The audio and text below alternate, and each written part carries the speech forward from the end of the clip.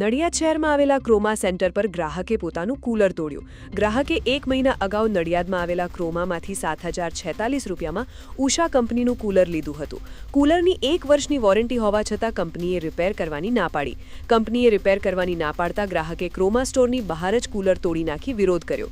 જ્યારે ક્રોમાના મેનેજર રુદ્રપ્રતાપ સાથે વાત કરતા ધરાર ના પાડી દીધી હતી. મીડિયાને અમે કોઈ પણ જાતની માહિતી આપી શકીએ નહીં. હું કોઈ ઓથરાઇઝ્ડ પર્સન નથી કહીને વાત ટાળી દીધી. क्या हुआ था जो स्टोर में था वो कस्टमर एक कूलर आपके वहां से तोड़ा, आपने वहां से लिया था. क्यों ऑथोराइज पर्सन क्यों नहीं? आप इधर के मैनेजर हो फिर भी क्यों नहीं आप जवाब देने चलते? आपके वहां से नहीं लिया था कूलर? आपके वहां से लिया था कि नहीं लिया था? नहीं लिया था आपके वहां से? No comment.